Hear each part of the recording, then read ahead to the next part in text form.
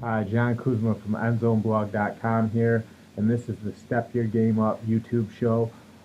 Thank you guys for tuning in. If you guys haven't noticed yet, the different background is because I'm at my parents' house tonight, so bear with me through this episode, and then I'll be back to my usual backdrop. Continuing on, let's get right to the ticker. First things first, we have the Miami Dolphins. The Miami Dolphins have chosen Ryan Tannehill as their starter. This is a pretty significant move because Jay Cutler was their starting quarterback all last season. Cutler said he wouldn't return to Miami unless he was the starting quarterback, and Gaze publicly announced, Tannehill is the starter today. So that's big because that essentially pushes Jay Cutler out of Miami. Now, this is kind of an interesting choice because Ryan Tannehill didn't play at all this season, I should say. So he's going to be a little bit rusty when he comes back. Where Jay Cutler is the exact opposite. He took every single snap. Well, he missed a few games with injuries, but he took most of the snaps this past season, and that's going to be huge as far as development goes next year. Most people think, Cutler's 34 years old, he still doesn't develop, but that couldn't be further from the truth. People who are actually playing improve their form and they still progress. So Cutler is definitely what he would have been much better because of this past year, and it's just kind of foolish, I think, for Gaze to not let them publicly compete. I guess you can't have them both on the roster because Tannehill's supposed to be making around 17.9 million, and Cutler I think made around 10 million. So you can't really have them both. But think about that for a minute. You can get Cutler for almost $8 million cheaper than Ryan Tannehill, and then you could have used all that money to disperse to the other positions on the team. I think that would have helped a lot, and there's not a huge drop in production. I mean, in fact, to be honest, Cutler, as like career wise, has been better than Tannehill has. So I think they should have went with Cutler. A lot of people will say, yeah, they had a down year, but you can't just scapegoat Cutler. And Adam Gase is really making me nervous because as good as he is as an X and O play caller, and as good as he is like offensive creativity wise, he's like really showing that he's a little bit weak when it comes to managing talent. Halfway through the season, he trades Jay Ajayi and somewhat scapegoats Jay Ajayi, and sends him packing to the Eagles. And now he's kind of doing the same thing with Adam Gase. True leaders sacrifice themselves for the better of the organization, and I just feel like Gaze needs to grow a little bit in that aspect and start, taking it on himself for the Dolphins' failures. Just to say Tannehill's the starter going forward kind of seems like he's saying, well, Cutler is the reason why we had the bad year. When this guy came in off the streets to help you out, Gaze, because you were in a jam because Tannehill got hurt. So there's something going on in that locker room where I don't think the guys are really buying into Adam Gase. You have to be able to connect with your players as a coach, and he's just not doing a good enough job in that regard. So even though he can dial up, formations and put players in the right positions with his great football IQ offensively, sooner or later he's got to be able to talk to these guys man to man and really get them to buy into his vision. Moving down the ticker, let's talk about the Seattle Seahawks. Something that's really concerning for me is Cliff Averill and Cam Chancellor. Both these guys hurt their necks this year, and it looks like both guys will have to retire. I mean, that's very unfortunate because Cam Chancellor was so spectacular. When he's on. I think about the pick sixes. He's also the big field general on the back end. He lines players up for the Seahawks defense. Very vocal guy. He's just an oversized safety that can just bring the wood and really deliver bone crunching hits. So to see him go is just really tough. Big factor, the Legion of Boom, and they're gonna miss that guy. Averill, he's a heck of a pass rusher too. He's great in that 4-3 scheme. He can get around offensive tackles. He can consistently create pressure, and it's going to be tough. I think it's a little bit easier for the Seahawks to replace Averill just because they have so much depth on that defensive line. Um, but still, they're going to miss both these guys. They were both tremendous players. They had great runs out there, out west in Seattle. So hopefully Pete Carroll makes these next adjustments and can bounce back next season. It's obviously very rough for him not making the postseason when he's used to winning and used to having success. So it'll be interesting to see how all that plays out.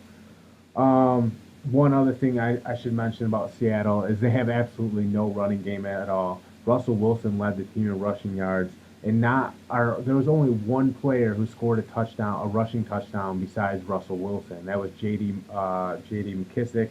So when you stop and think about that, I think they had less than 10 rushing touchdowns for the whole year, and besides only two players scored rushing touchdowns the whole year for Seattle. So they need a running back. They tried to get Eddie Lacy last year. Obviously, that didn't pan out. So expect to see the Seahawks go all in on a running back, whether it's the draft or free agency or through a trade. But they got to get something going, or it's just not going to work out. Let's move down the ticker to why every team needs a pocket passer. Going back to Russell Wilson, who is not a pocket passer. I don't know if you guys are familiar, but Pete Carroll was very interested in drafting Patrick Mahomes last year. And the reason why is because Mahomes is such a great pocket passer. When we talk about pocket passers, I'm talking about guys like Tom Brady and Drew Brees, who are like the traditional shotgun quarterback. They catch the snap, I should say. All they do is hitch their feet and they throw the football. What that does is the quick passing game cuts down on the defensive line's time they have to get to the quarterback, and really everything becomes a rhythm and timing game between that quarterback, his hitch, his throw, and the receivers running those quick routes. Some of the young guys that do that better than anybody right now, Jared Goff is a great pocket passing quarterback. Jimmy Garoppolo is also a great young pocket passing quarterback, and those are the guys that you really want to draft more so than a mobile quarterback, because these oversized defensive linemen, these hard-hitting linebackers, when you're a scrambling quarterback, they're coming to take your head off every play, and you just can't survive taking all those hits in the National Football League. You have to get back to trusting your offensive line, staying in the pocket, having a big arm, having precision with your throws, and playing that type of football. That's how the NFL game is. In college, you see more mobile quarterbacks that can survive, like the Rich Rod system guys. The NFL is the complete opposite. That's why Brady's been so good. And that's the type of guys you want to aim for, which brings me to our next topic. Rosen and Darnold both declaring for the draft. Josh Rosen and Sam Darnold, which could be the top two quarterbacks. Baker Mayfield and Lamar Jackson are in there too, probably behind Rosen and Darnold. But anyway, the reason I was talking about pocket passers and mobile quarterbacks is the reason why Josh Rosen is going to be the number one quarterback, who will probably be selected by the Cleveland Browns, is because he's a better pocket passer. Rosen just sits in the pocket. He delivers great strikes. He's very effective, and it looks like he's going to be the top guy off the board this spring when the draft rolls around. Cleveland needs a quarterback bad because Deshaun Kaiser really has underperformed as a rookie, and even though he's going to get better, I think the organization and I think Dorsey there as the general manager, he's going to want to just solidify the position, because we've seen firsthand with the 49ers how much Garoppolo can increase a team. The 49ers had one win before Jimmy Garoppolo gets there, and then they rattle off 5 wins in a row after trading for Garoppolo. So a good quarterback means so much at the professional level, and I think Rosen is just too good for Cleveland to pass up. Darnold, on the other hand, he's a little bit more mobile. He likes to change the throwing point by rolling out, not like even a full rollout like more mobile quarterbacks like Michael Vick do. I'm talking about Darnold just like will move 5 yards over, then release a point, or 3 yards over and release a throwing point. That opens up windows and different throwing lanes for him. and it worked at the college level. But the thing is, at the professional level, you got defensive ends and defensive tackles that are just going to deliver bone crunching hits on Darnold. He still could be a great player in this league, but I just believe Rosen's going to be better. As a sports analyst, I've been wrong so many times in my life. But if I'm a betting man and I'm the Cleveland Browns, I'm going all in on Josh Rosen, and I would feel pretty comfortable on draft night calling his name and really handing over the keys to the franchise to this kid because he's a tremendous player, and I think he's the better of the two quarterbacks. I've seen one mock draft out there that had Barkley from Penn State going number one. I do really like running backs, especially elite running backs like Leonard Fournette and Ezekiel Elliott and Jordan Howard, because those guys have shown they can come in and carry the load for football teams and really be dynamic players in the National Football League.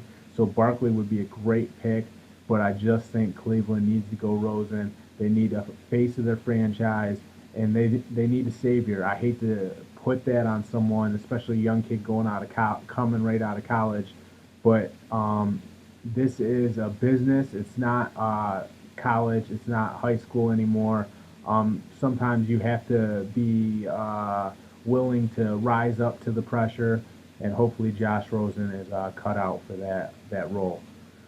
Moving down the ticker, let's talk about the Saints. I've seen some articles online about how Drew Brees is, the catalyst for the New Orleans Saints. And, honestly, the other night I was almost gonna write an article about that same thing, but I really stepped back and I observed the situation, and I don't believe Drew Brees is the catalyst for this team this year.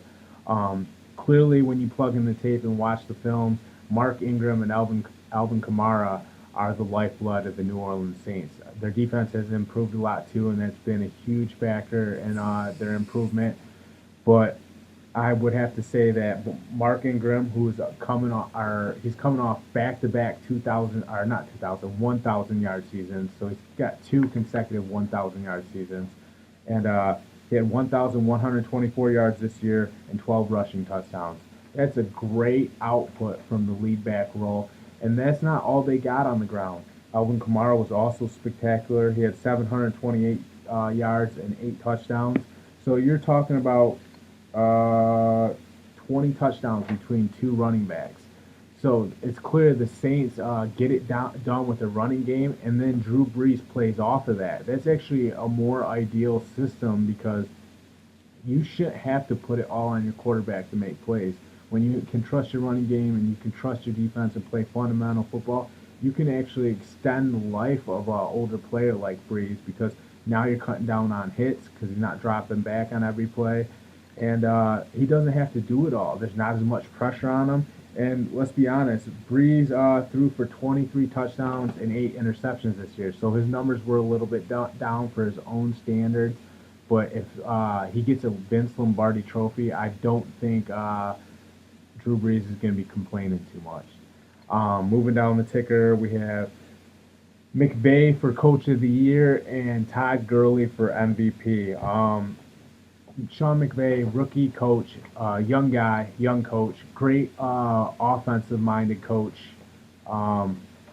He takes over an offense that was only scored 224 points last year. They were 4-12. The Rams were under Jeff Fisher. No offense to Jeff Fisher, but for whatever reason, it wasn't working out last year. Anyway, McVay takes that 4-win team. He turns it into an 11-win team. He takes those 224 points. He turns them into 478 points. Sean McVay has took a lackluster Los Angeles Rams team who are new to LA and were desperately underachieving, are overwhelmingly underachieving, I should say. And he completely turned it around. He gave this team a lot of life. They're in the playoffs, and the future is definitely bright for the Los Angeles Rams. So I don't think anybody else is really a better candidate for Coach of the Year than McVay. Belichick had a good year because that team wasn't that good. He had the worst defense. He had a lot he had to overcome, and he still did it. He's still one of the best teams in the league. but I think just with how drastic of improvement the Rams have been, it's got to go to McVay this year. And then Gurley, who's been just absolutely sensational. I think he should be the MVP. He put up 19 touchdowns, 1,305 rushing yards. He's been electric, catching the ball, running the ball. I mean, to me, Gurley's been the MVP. I know Goff has been good too for the Rams offense, but Gurley has really been the X factor, and he will be in the postseason too. And I think McVay for Coach of the Year, and I think Todd Gurley for MVP this year. Thank you guys for all tuning in. Check out endzonblog.com. If you have any questions, feel free to comment them below. We also have the Across the Middle radio show on Blog Talk Radio. You can check that out.